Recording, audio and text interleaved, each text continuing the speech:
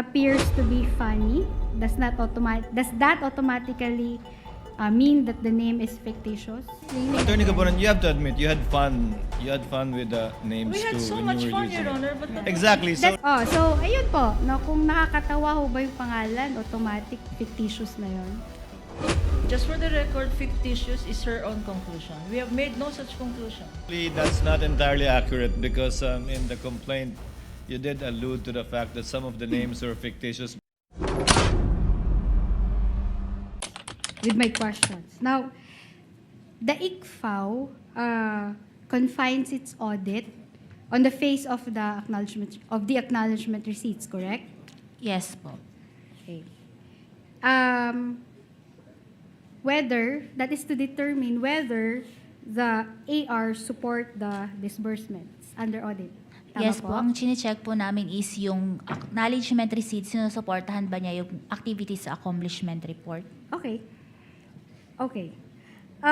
In fact, no, si Attorney Wamil, if you know, he confirmed on August 3, 2026 hearing that the ICFAO does not verify the identities of the payees reflected in the ARs.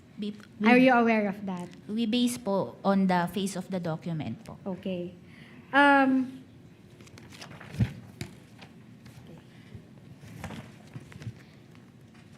In fact, no, when he was asked by the good Senator Erwin Tulfo on August 5, okay, about aliases, this is what he said, Attorney Wamil. This can be found in the journal. So, Senator Erwin Tulfo, so if this is not allowed or prohibited, I mean, bakit nang i-audit po ninyo ang Confidential Intelligence Fund po ng OVP? Hindi nyo hiningi ang tunay na pagkakakilanlan ni Piatos, McDonald's, Mickey Mouse at iba pa? At ang sagot po ni Attorney Wamil, ang katulad nga po nung sinabi ko sa aking previous testimony, ang focus po ng audit namin ay compliance audit. So kung ano po yung provision ng circular, yun lang po yung ginagawa naming basis ng audit. Yes You po. confirm that? Okay. Is there a question here? It was Is there a asked and the question? witness answered, counsel. Proceed, Attorney Christine. Asked and answered already. Thank you. So, your audit is based on the provisions of the JC. Asked And- and answered, Your Honor.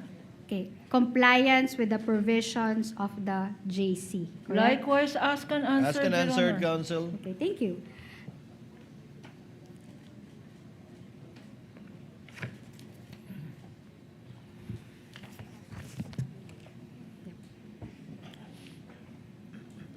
Okay, so as correctly said by Mr. Wamil, okay, the JC does not mandate that you conduct the identities of the payees reflected in the AR. Do you confirm that? Pwede pong pakiulit. Okay, gaya ng sinabi ni Attorney Wamil, no, you do not conduct a verification of the identities of the payees reflected in the AR. Opo, hindi Okay. Kasi po, kung gagawin nyo yan, no, you will be compelled to go out there and no, search for the 3,647 payees reflected in the ARs, correct? po. Can I clarify po kung naging statement din po yun ni Okay. Mr. Kasi Wang? kung i-require ho kayo ng, tapos na, nasagot mo na yung statement kanina. Kaya ang next question, kasi ho, kung i-require ho kayo ng JC na isa-isa hong titingnan or i-verify yung identities ng mga payees, recipients po ng AR, no? Lalabas ho kayo doon, you will search for the 3,647 payees reflected in the AR. Your Honor, please. Di ba? Yes, counsel. Objection, this is speculative. If the witness knows, Sailin, bakit hindi nyo inaalam kung sino yung mga totoong pagkakakilanlan ng mga tao nakalagay sa AR? Wala sa Because po, what we do is compliance audit po. We base our audit sa documents lang po. Okay. I will Okay. follow on that, Your Honor. Precisely, you did not verify the identities of the 3,647 payees that were reflected in the ARs that you audited? Ask and answered, Your Honor. Hindi pa po, Your Honor. Hindi pa po Actually, yan. counsel asked and answered. She said earlier that Based on documents, Your Honor. they presume the regularity. I think that was the answer to that question. They presume the regularity of the documents submitted to them. Okay, I will accept that, Your Honor. I was actually just adding the number of pays, Your Honor. Yes. Please proceed, counsel. Yes, thank you, Your Honor. So, punta ho tayo ulit sa JC. May format ho ba yung JC kung ano dapat yung acknowledgement receipts? Ang nakalagay lang po sa joint circular is documents evidencing payments. No. Ito po yung tanong ko, no? May format po ba yung joint circular kung ano dapat yung itsura po ng acknowledgement receipts? Wala pong format yung acknowledgement receipts sa joint circular. Okay, thank you. So therefore, no, kasi wala hong format yung joint circular, pwede hong gumawa, may discretion ho yung agency kung ano po dapat yung nakalagay doon sa acknowledgement receipt nila. Basta po makita namin sa dokumento yung proof of payment dun sa recipients po. Yun po Okay. yung ichine-check namin. Okay, thank you. Let's go to the names that were in the ARs. So, sabi ho ni Attorney Wamil noong August 5, 2026 hearing, sabi ho niya, the use of aliases is neither allowed nor prohibited, okay, in the ARs. Now, the use of aliases in the ARs. Are you aware of that? Kasi po silent po ang joint circular sa alias po. Okay, thank you. In fact, no, kung nakinig ka ho or nakita mo ho sa TV, sinabi ho ng ating good Senator Bam Aquino, nung August 5, sabi ho niya, okay, dito naman sa tumanggap, allowed ba yung code names? Allowed ba yung alias sa inyo? Ang sabi ho ni Attorney Wamil, based on the provision, it is neither allowed nor prohibited since silent po yung joint circular. Opo, silent po ang joint circular. Okay. Now, do you confirm that the JC does not have a provision on names or aliases? Ask and answered, Your Honor. Your Honor, Your Honor, please, excuse me. Yes, counsel. Attorney Gabon. Precisely, this witness asked if aliases are allowed. She said it is neither allowed nor disallowed. So it is silent, Your Honor. Now she's asking the same question in another fashion. I'll let it go this time for emphasis, counsel. But move on to your next point after that, Attorney Christine. Yes, Your Honor.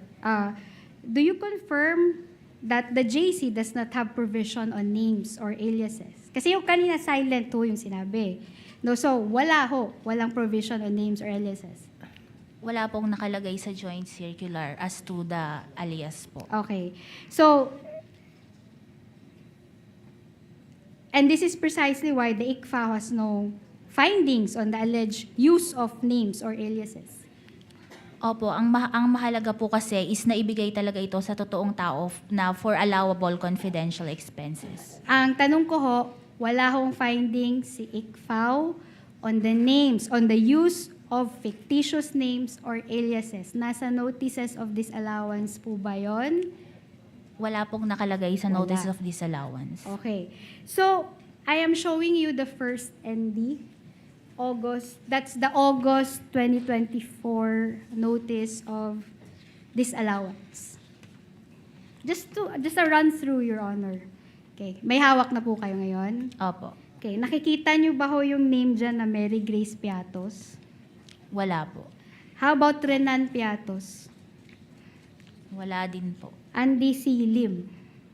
Wala po. Patty Ting? Wala po. Okay, thank you. Now, let's go to the second notice of disallowance. Kindly flash that.